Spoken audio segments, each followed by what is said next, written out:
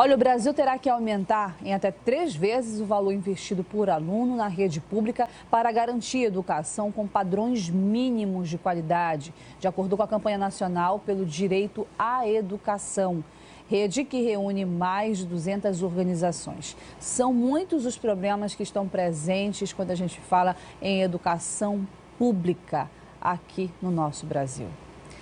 E é justamente sobre esse assunto que eu vou conversar agora aqui no estúdio com o mestre e doutor em Educação Básica e também Educação Superior, professor Francisco Edson Souza. Bom dia, seja muito bem-vindo. Bom dia.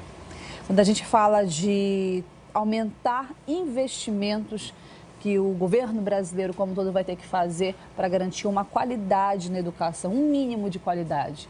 Eu estou falando que a educação de hoje está deficitária?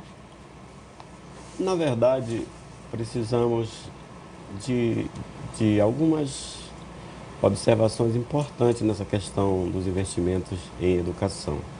Sempre que acontece algum problema social, econômico, político no país, essa discussão vem à tona de mais investimento na educação.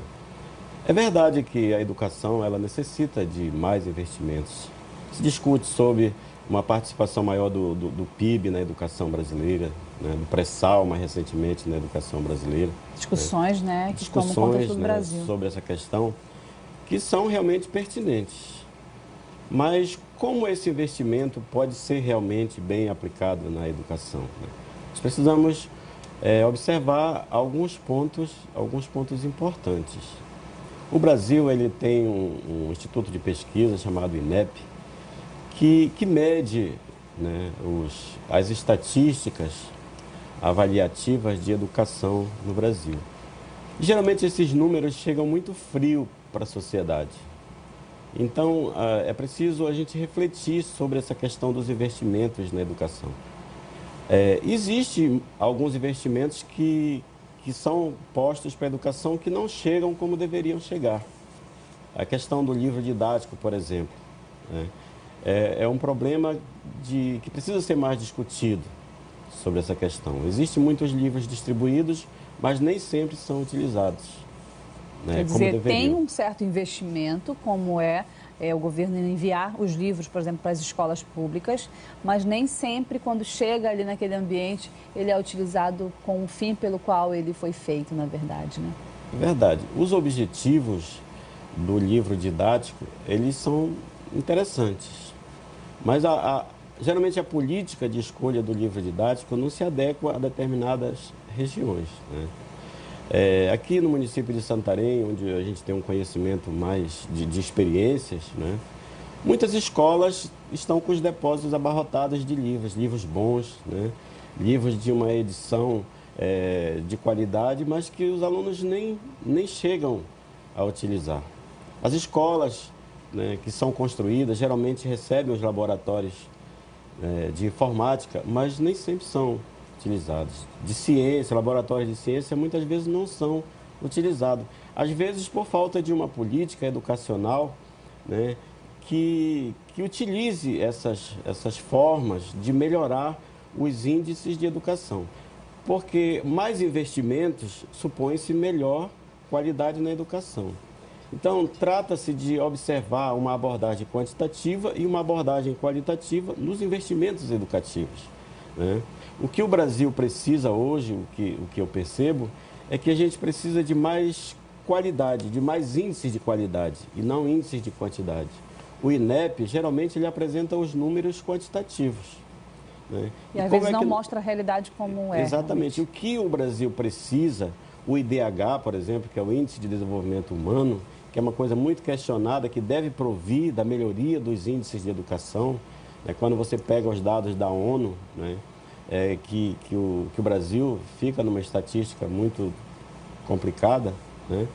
São dados que precisam ser melhores trabalhados. Essa questão da política educacional em nível de estado, em nível de município.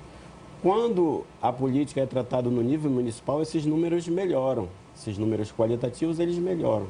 Quando vai para o nível estadual, eles já ficam mais obscurecidos com relação à questão da gestão mais aproximada de onde estão os alunos. É preciso mudar até essa forma de se avaliar. Exatamente. Quando o senhor fala sobre investimentos, falou sobre os livros didáticos, mas tem a questão do investimento na valorização dos profissionais que têm a obrigação de levar essa educação, né? O que estaria mais faltando em relação a isso? A gente tem visto a briga histórica, né, dos educadores para tentar melhorar salário, planos de cargos, carreira, remuneração.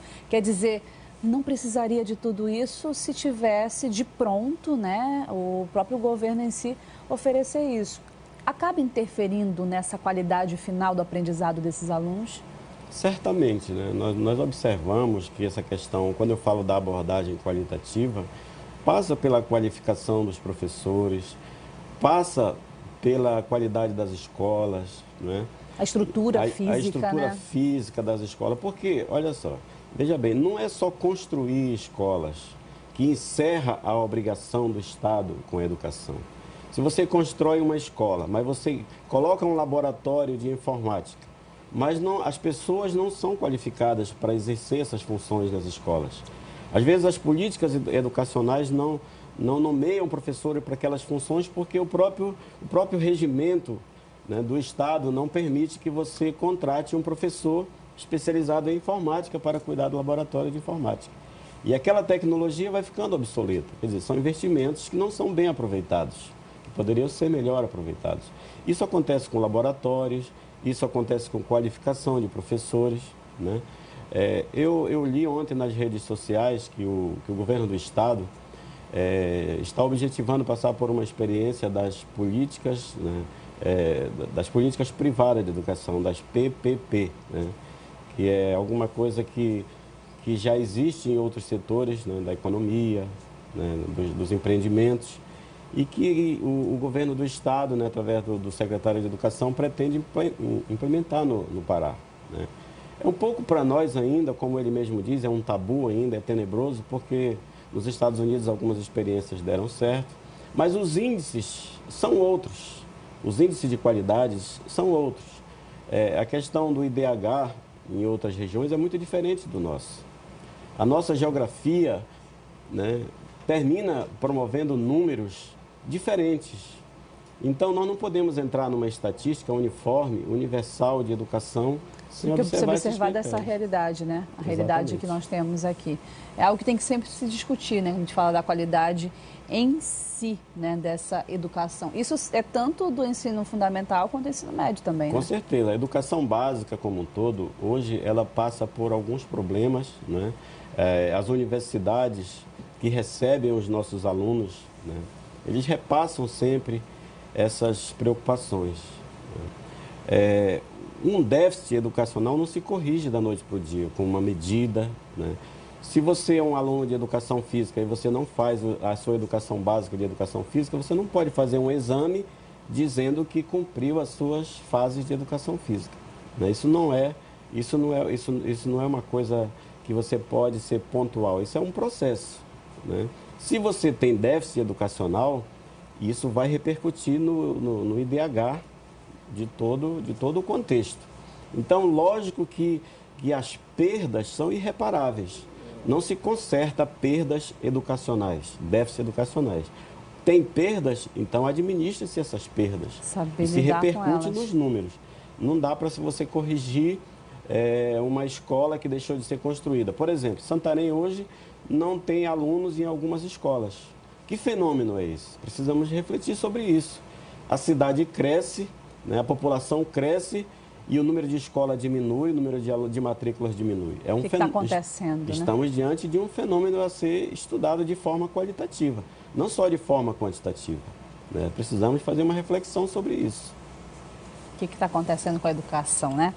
É objeto de muitas discussões, certamente. Quero agradecer a participação comigo do professor, mestre e doutor em Educação Básica e Educação Superior, Francisco Elson Souza, sobre esses desafios que o Brasil tem aí de ter que investir, vai ter que aumentar até 3 vezes aí o valor de investimento por aluno na rede pública em todo o Brasil. Obrigada, professor. Eu que agradeço. Bom dia. Bom dia.